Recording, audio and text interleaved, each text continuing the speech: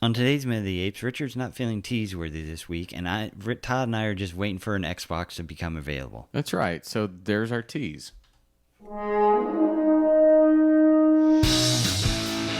Take your stinking paws off me, you damn dirty ape! Ready to divine bomb. The only good human is a dead human! Where there is fire, there is smoke. The minute of the apes. The minute of the apes. The minute of the apes. The minute of the apes. Yay!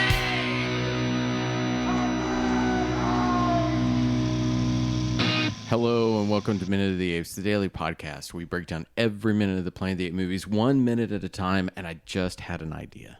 What's that? Just now? Your first one? Yes, it's the first Ever? one today. But as I listen to the music, I've already been perplexed to what I'm going to do for the next movie. Uh-huh.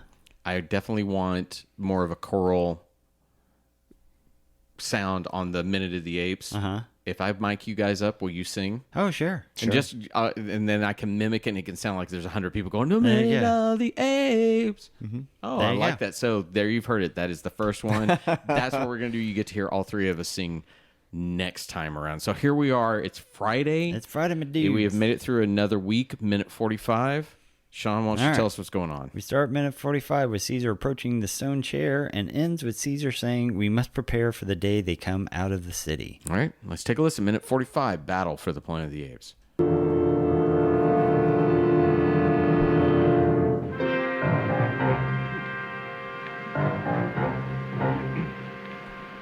My friends, I have convened this extraordinary meeting of the Council in order that I may report upon an action which I deemed necessary. A reconnaissance expedition to the Forbidden City with Virgil and MacDonald as my aides. Why MacDonald? Why not a soldier? Because we went in peace to what we thought would be a dead city. But in case there were some survivors, we took MacDonald with us so that he could parley with them and secure permission for our search. Survivors there are, maimed, mutated, hostile, and human. Did the humans follow you here? We saw no sign of it, but we must prepare for the day when they may come out of the city. As in minute 45, we have a village worth of apes and humans plus a ghost city's worth of radioactive people. I wanted every shot to just be a binocular shot. Well, okay. What I don't understand is why we don't get any, even within a minute. Why aren't we seeing that they're listening? Why aren't we? Yeah. Why aren't they part of the same scene? How somehow? do they It's hear a them? different perspective. So let's even go back again, and here I go again of some kind of establishing moment. This friends, I've called this extraordinary council. Okay, I didn't know you called shit. Why Yeah. didn't it come down through the thing? Caesar's asking for us. Oh, is everything okay? You know that. Caesar's return. It's been 6 days. Yeah, It's been a week. We should build this moment so that it feels extraordinary, but instead it's once again, let's just jump to the moment. And what I even think as we get in and we hear Aldo and that, we should have seen Aldo's reaction to that he wants it after they've had their scuttle up there, going back into the city. He should be upset about this, and we should know his anger so that when he speaks out, it's there.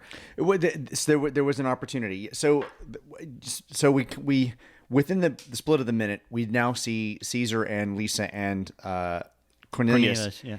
sit among those three chairs, Right. the one that's stone, the two that are wood, an assemblage of orangutans, chimps, and gorillas, and they're all already separated in their different sections. They're all away from, all in their own little kind of divisions.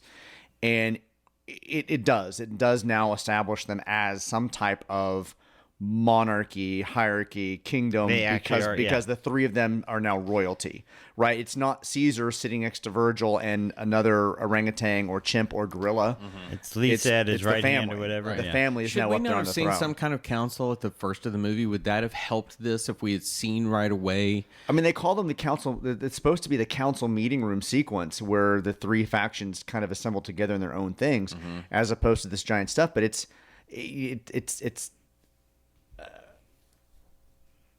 a meeting of the council, but I don't know who these people are.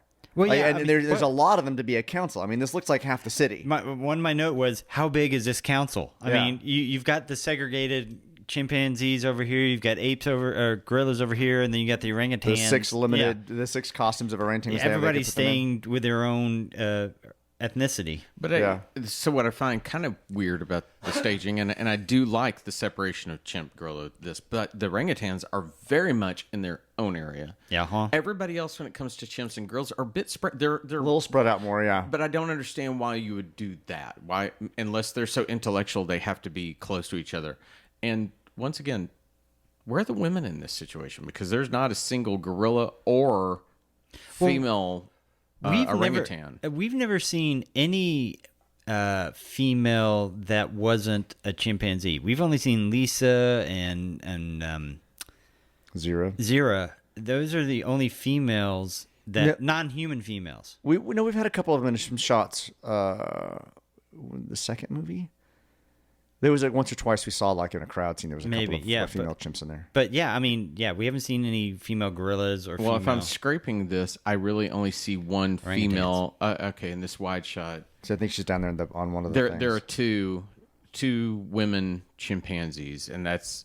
So it's not only a male council. That's good, but I've never understood why we don't see females of the other subspecies. I think it's just well, costumes. because the gorillas are supposed to be so brutish. You know, they were but the they still have to mate. Might also be But the those era. are- yeah, might also but- be the era too. Yeah, I mean, maybe. But you know, in the military, it's not till relatively recently. I'm not saying yesterday, but that women had a more prominent role in the military. So back then, in the 70s and the 60s, you wouldn't think of putting a female military gorilla as a prominent character, especially when it's easier to make all male costumes for one size. Yeah, all fits stormtroopers and- are all male, even Right. though we Yeah. don't really know. Yeah. Yeah. No. This convening of the council still has the entire family there. Like, why is Cornelius and Lisa? At why his are they part side of the for council? The Yeah. council. Definitely. I would have liked this kind of established earlier in the film that the three of them are I would royalty, too. because otherwise they just have a house in town.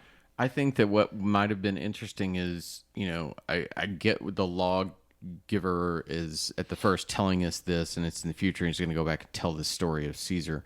But I almost wish that moment had emanated from this location, and he could have even.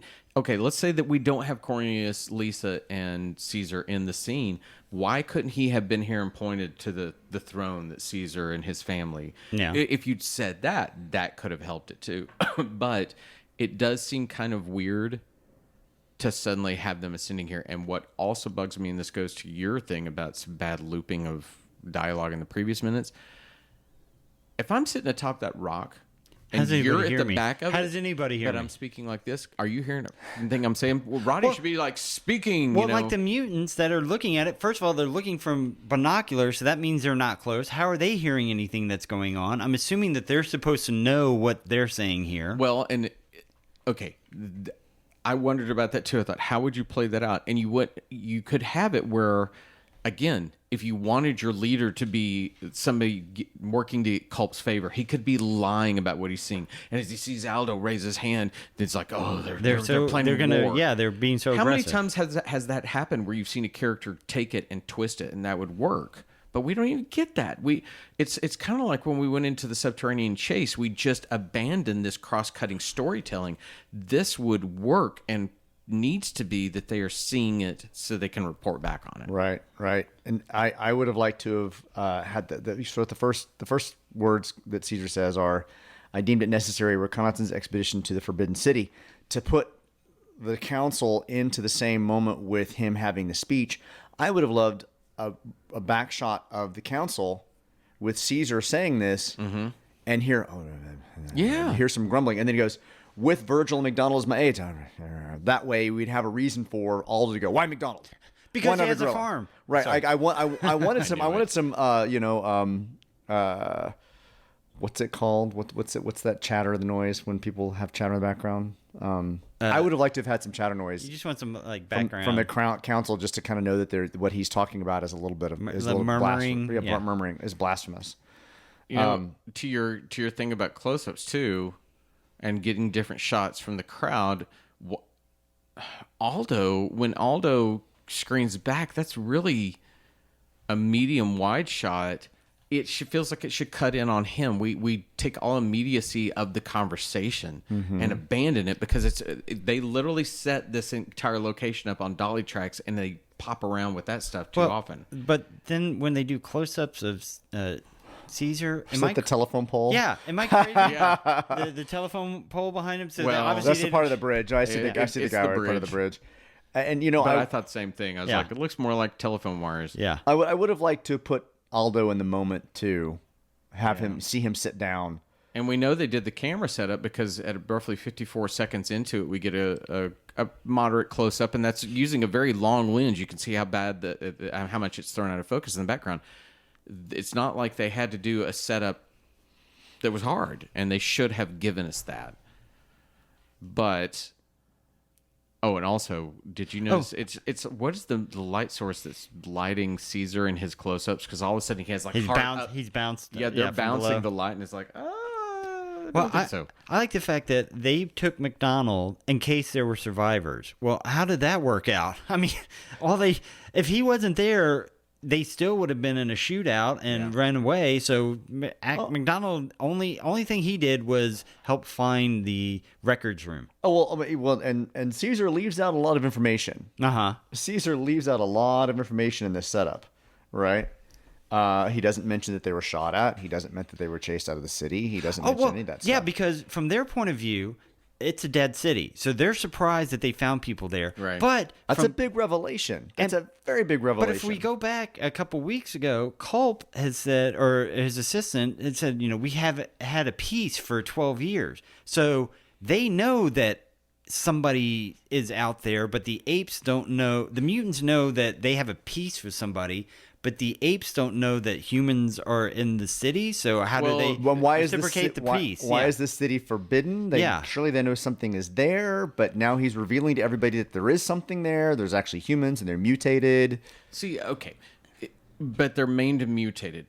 We again saw no proof that our three characters saw the maims and mutations. Yeah. Now, if it would have been nice to have a little moment between maybe McDonald, Virgil, and Caesar where they talked about what he's going to say. And he's like, we're going to tell them we saw humans and that they had been affected by radiation. Yeah. And then that's when Virgil could have stepped in and say, perhaps you should use maimed or mutated. Okay. So that those words are given to him and they're building their own narrative.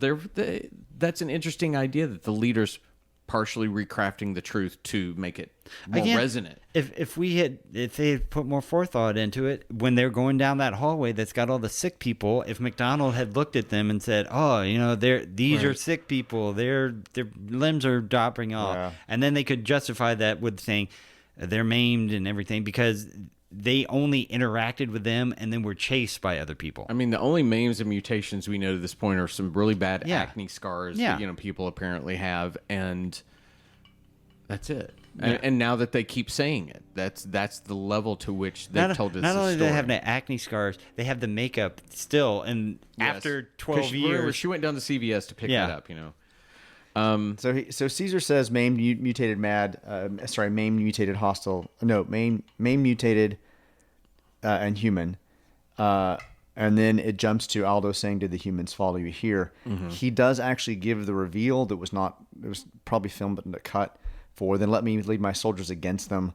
Aldo, not only are they armed, for they attacked us with sophisticated weapons. We too have weapons. But the radiation in the city is such that if you and your soldiers fought there from your arrow, you'd become maimed, mutated, as mad as they. So would your future children. So Caesar does reveal in a cut moment that they were attacked. Well, that would be huge because now everybody would want to fight back. Right. And Aldo wants to go in there, but Caesar warns him that the city itself is dangerous. It's setting up the conflict of this moment that they cut there. But they took it out just so that Aldo could jump to, did the humans follow you here?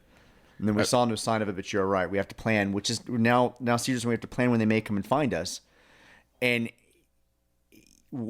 Caesar, without that dialogue before, does not set up why they need to be prepared.